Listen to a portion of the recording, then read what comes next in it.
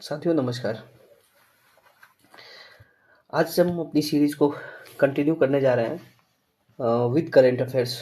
क्योंकि बिहार के एग्ज़ाम में अभी देखा गया है, आप भी देख रहे होंगे। अगर कोई कंटिन्यू एग्ज़ाम आप दे रहे होंगे तो डेफिनेटली आपने देखा होगा कि करंट अफेयर्स का जो कंट्रीब्यूशन है, इट्स ए ह्यूज नंबर।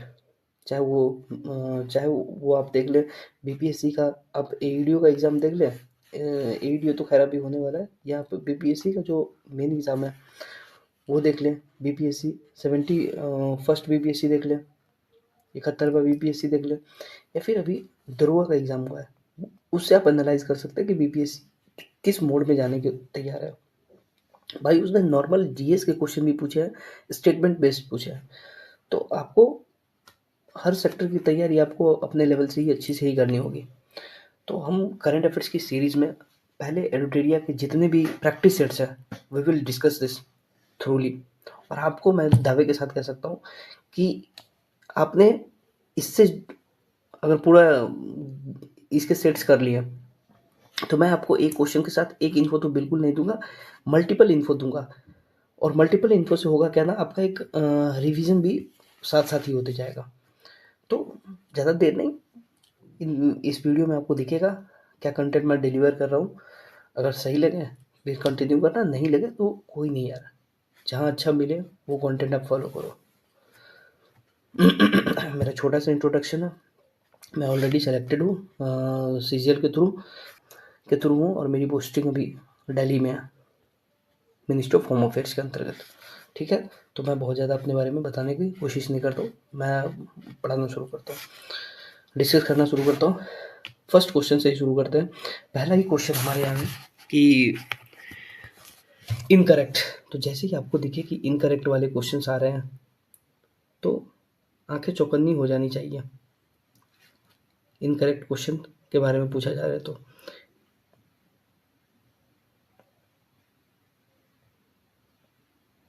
क्या कह रहा है इनकरेक्ट क्वेश्चन में कि उत्तराखंड के पिथौरागढ़ में वार्षिक द्विपक्षीय, ये कभी मल्टी, एक होता है मल्टी और एक होता है ये बाई, तो ये दोनों में ही याद रखेंगे आप। तो ये है द्विपक्षीय सैन्याभ्यास है जो कि सूर्य किरण है। ये 19वां संस्करण था और ये हुआ कहाँ है, उत्तराखंड के पिथौरागढ़ में। तो ये स्टेटमेंट बिल्कुल ही सही है। बिल्कुल सही है। दूसरा स्टेटमेंट हम पढ़ने चल रहे हैं। दूसरा स्टेटमेंट क्या है, पहला सही है, दूसरा कह रहा है हेली गुबी ज्वालामुखी जो लगभग 12,000 सालों से शांत था, हाल ही में अचानक विस्फोट हुआ है और ज्वालामुखी इथोपिया देश में है। इथोपिया में, ये भी बिल्कुल सही है। और इथोपिया कहाँ है आप कमेंट बॉक्स में लिख सकते हैं, नहीं मैं बता देता हूँ। ये आपको अफ्रीकन कॉन्टिनेंट में है, और जान ही रहे होंगे इसकी जो बाउंड्रीज है वो सोमालिया से लगती है, इरिट्रिया से लगती है। ठीक है, वो बाद में बात है।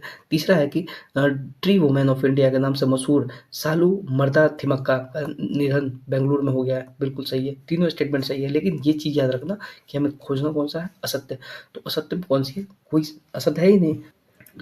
दूसरा क्वेश्चन है कि किस कंपनी ने नासा के बहुप्रतीक्षित स्केपेड मिशन को सफलतापूर्वक लॉन्च किया है, जो मंगल ग्रह के लिए पहला समन्वित मल्टी स्पेसक्राफ्ट कक्षीय विज्ञान मिशन है। तो ये जो है ब्लू ओरिजिन है। ब्लू ओरिजिन कहाँ की कंपनी है, तो ये अमेरिका की कंपनी है। हो सकता है स्केपेड के बारे में पूछ ले, स्केपेड का फुल फॉर्म बताओ। तो स्केपेड का फुल फॉर्म क्या होता है, कोई बता पाएंगे? नहीं बता पाएंगे, मैं बता देता हूँ। स्केपेड का जो फुल फॉर्म है वो है scape and plasma acceleration and dynamic exploration. तो बहुत डिटेल में अगर पढ़ना है तो मैं बहुत डिटेल बता सकता हूँ।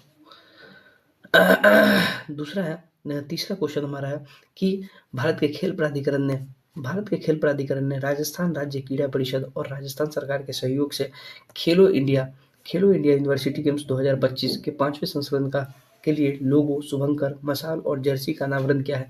इसके लिए अनावरण किए गए शुभंकरों का नाम क्या है, तो नाम क्या है, खम्मा और घनी। और याद रखो 5वां संस्करण जो हुआ है वो जयपुर में ही हुआ है, राजस्थान के जयपुर में ही हुआ है। शुभंकर क्या है, खम्मा और खनी है। छठे का भी कोई वो नहीं आया है। चौथा क्वेश्चन हमारा है, चौथा क्वेश्चन क्या है, चौथा क्वेश्चन पढ़ो अपने। सीमा सुरक्षा बल ने मध्य प्रदेश के ग्वालियर में स्थित बीएसएफ बीएसएफ एकेडमी के ड्रोन स्कूल का में अपनी पहली पूर्णतः महिला ड्रोन ऑपरेशन यूनिट का गठन किया है। किसके नाम पर रखा गया है, दुर्गा ड्रोन स्क्वाड्रन। किस देश के लड़ाकू विमान किस देश के लड़ाकू विमानों, हेलीकॉप्टरों और ड्रोनों को संचालित करने के लिए इलेक्ट्रोमैग्नेटिक एयरक्राफ्ट लॉन्च सिस्टम से सुसज्जित एक बड़े उभयचर हमलावर जहाज सियाचुन का समुद्री परीक्षण किया है? तो ये चाइना ने किया है। किसने किया? चाइना ने। वायु सेना प्रमुख air chief marshal A P. Singh ने C-130J विशेष संचालन विमान की लैंडिंग करके मुग्ध न्यूमा, थोड़ा बड़ा कर दो तो अच्छे से दिखेगा, मुग्ध न्यूमा एयरबेस का उद्घाटन किया है। यह एयरबेस किस राज्य या केंद्र शासित प्रदेश में है? तो बता पाएंगे? ये कहाँ है? पूर्वी लद्दाख में है।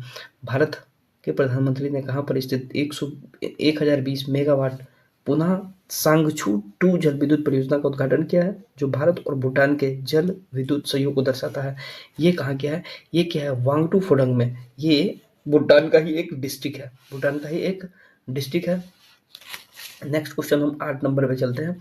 8 नंबर पे हमारा क्वेश्चन है कि किस राज्य के अंबाजी संगमरमर को भौगोलिक जीआई टैग दिया गया है, जो फेमस किसके लिए है कि उनका जो व्हाइटनेस है वो काफ़ी तगड़ा है और इसकी सांस्कृतिक और औद्योगिक वैश्विक पहचान है। ये कहाँ की है? ये गुजरात की है। केंद्रीय वाणिज्य और उद्योग मंत्री ने किस राज्य में भारत के पहले ड्रोन सिटी और स्पेस सिटी की आधारशिला रखी है? तो ये बता सकते हैं आप कि केंद्रीय वाणिज्य और उद्योग मंत्री कौन है? ठीक है, और कहाँ रखा है इन्होंने वो आधारशिला इसकी कहाँ रखी है? ये आधारशिला रखी है आपको आंध्र प्रदेश में। कहाँ रखी है? आंध्र प्रदेश में रखी है। ठीक है, केंद्रीय रक्षा मंत्री ने कुमाऊं रेजिमेंट की 13वीं बटालियन की वीरता को सम्मानित करते हुए एक विशेष स्मारक माई स्टम्प का अनावरण किया है। और ये किया है इसलिए कि 1962 में भारत चीन युद्ध के दौरान एक रेजांगला में रेजांगला स्थित है करके किसके नेतृत्व में हुआ था? शैतान सिंह भाटी के नेतृत्व में लड़ाई लड़ी थी। रेजांगला है कहाँ? तो ये है आपको लद्दाख में है। कहाँ स्थित है? लद्दाख में है। फिर भारत के सर्वोच्च न्यायालय ने किस राज्य की सरकार को सारांडा वन क्षेत्र को वन्यजीव अभयारण्य क्षेत्र घोषित करने का निर्देश दिया है? ये झारखंड का है।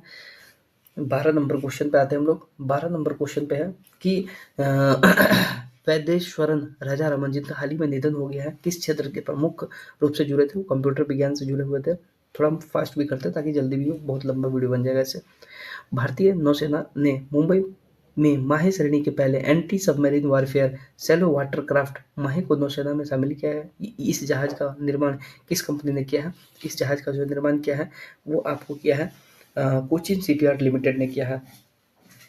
United service institution of India ने किस शहर में तीसरे वार्षिक भारतीय सैन्य विरासत महोत्सव की मेजबानी की है? ये कहाँ किया है? ये जो किया गया है वो आपको नई दिल्ली में ही किया गया है। कौन सा राज्य पुलिस बल साइबर धोखाधड़ी में 100% जो रिस्पॉन्स रेट हासिल करने वाला पहला राज्य पुलिस बन गया है? वो गोवा ही है। कौन सा? गोवा है। 16 नंबर पे हम लोग आते हैं। 16 नंबर का जो क्वेश्चन है वो कह रहा है केंद्रीय स्वास्थ्य और परिवार कल्याण मंत्री ने भारत की रोगाणुरोधी प्रतिरोध के लिए राष्ट्रीय कार्य योजना का दूसरा संस्करण शुरू किया है। यह योजना कौन सी अवधि के लिए विकसित की गई है? ये कब के लिए विकसित की गई है? तो 2025 से 29 के लिए की गई है। तो यहाँ बता सकते हैं कि जो भी केंद्रीय स्वास्थ्य मंत्री कौन है? ना बताओ, बता देता हूँ मैं, JP नड्डा जी हैं।